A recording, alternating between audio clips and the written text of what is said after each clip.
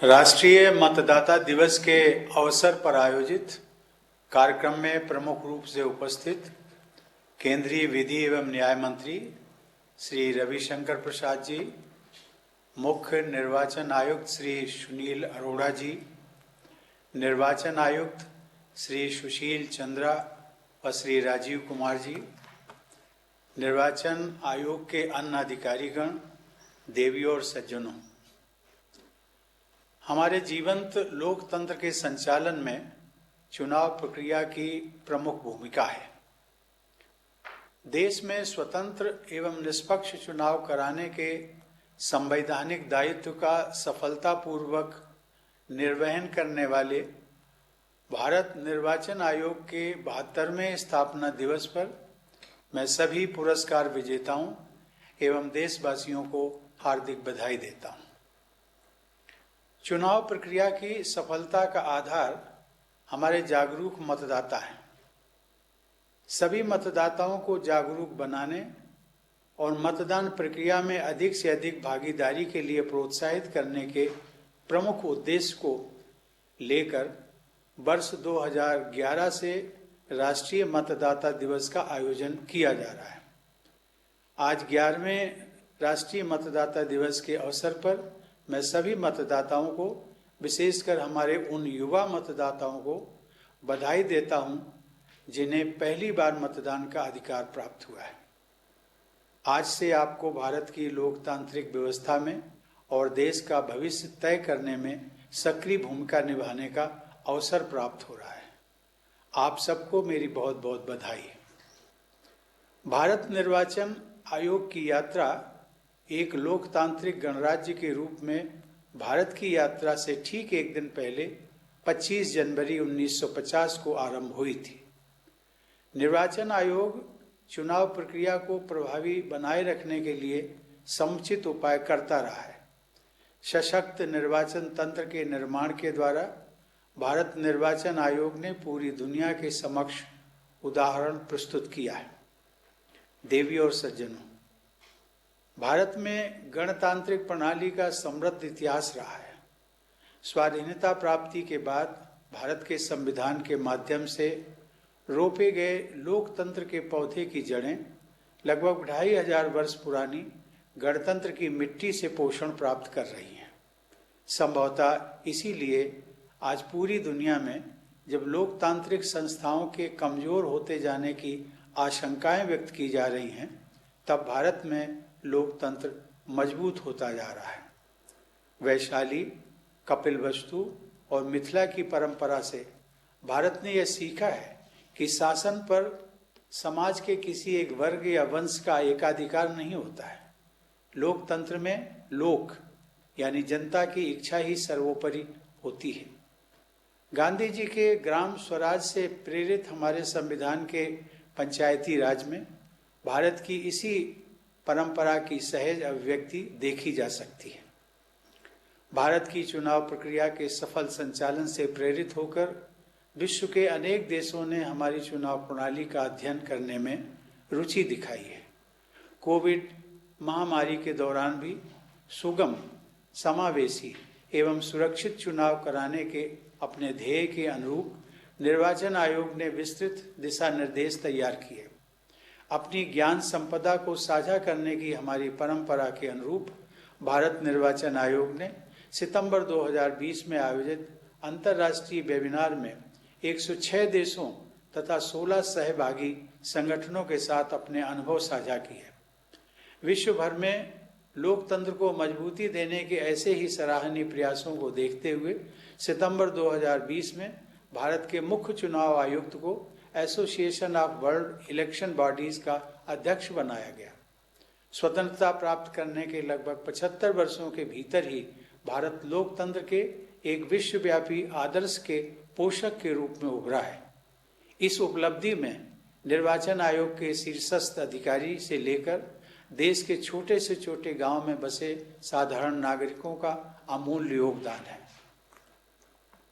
देवियों और सज्जनों, आज इस अवसर पर मैं आप सभी को स्मरण कराना चाहूँगा कि हम सभी को मतदान के बहुमूल्य अधिकार का सदैव सम्मान करते रहना चाहिए। मतदान का अधिकार कोई साधारण अधिकार नहीं है।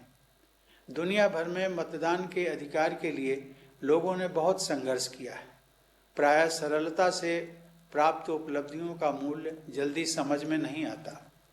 संविधान सभा के सदस्य के रूप में अग्रणी संविधान वेत्ता अल्लाडी कृष्णस्वामी अय्यर ने वयस्क मताधिकार को लोकतांत्रिक शासन व्यवस्था की सफलता का प्रमुख आधार बताया था और इस ऐतिहासिक कदम का महत्व समझाते हुए कहा था, it may be stated that never before in the history of the world has such an experiment been so boldly undertaken, unquote. America जो विकसित देशों की सूची में अग्रणी रहता है और जनतंत्र का प्रमुख उदाहरण माना जाता है, वहाँ भी अनेक दशकों के संघर्ष और लोगों के अटूट साहस एवं धैर्य के बल पर मतदान का अधिकार लोगों को प्राप्त हो सका था। ब्रिटेन में भी महिलाओं को मतदान का अधिकार प्राप्त करने के लिए लंबी लड़ाई लड़नी पड़ी। आज़ादी से पहले भारत की स्थिति भी मताधिकार के मामले में अन्य देशों से बहुत भिन्न नहीं थी। हमारे देश में भारत सरकार अधिनियम 1919 और 1935 के द्वारा चुनिंदा लोगों को ही मतदान का अधिकार दिया गया था, लेकिन स्वतंत्र भारत के हमारे संविधान में आरंभ से ही 21 वर्ष या अधिक आयु के सभी नागरिकों को मतदान का अधिकार प्रदान किया गया। बाद में इस आयु को घटाकर 18 वर्ष कर दिया गया।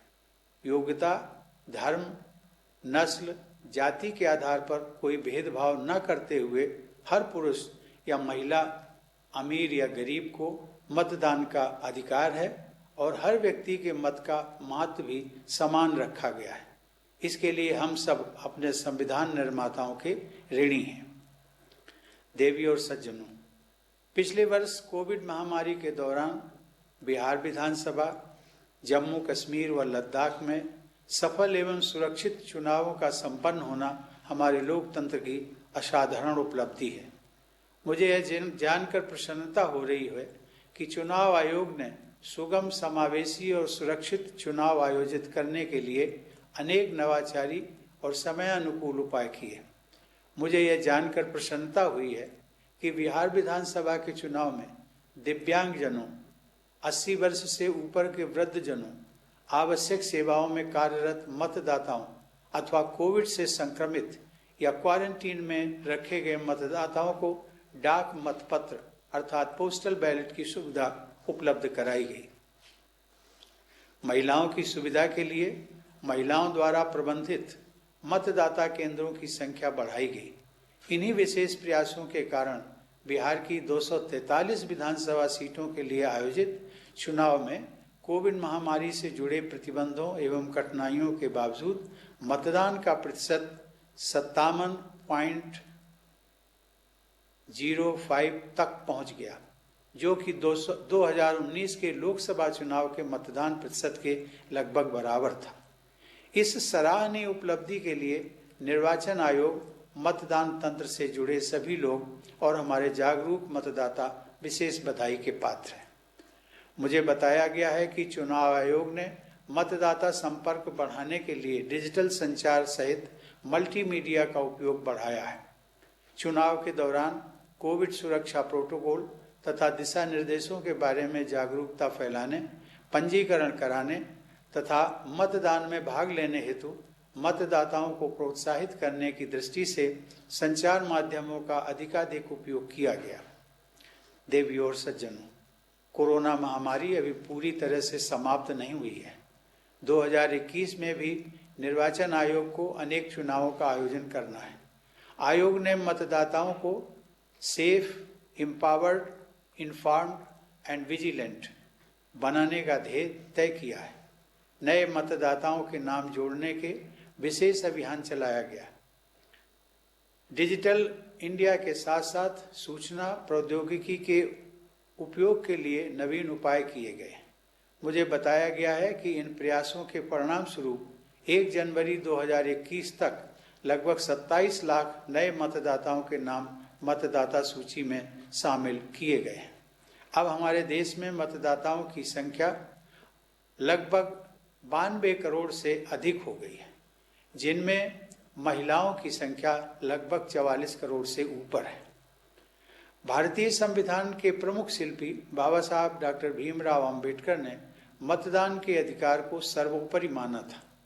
इसलिए हम सभी का, विशेष रूप से पहली बार मतदान का अधिकार प्राप्त करने वाले हमारे युवाओं का दायित्व है कि वे न केवल स्वयं अधिक से अधिक संख्या में पूरी समझबूझ के साथ अपने मताधिकार का प्रयोग करें, अपितु दूसरे लोगों को भी प्रेरित करें।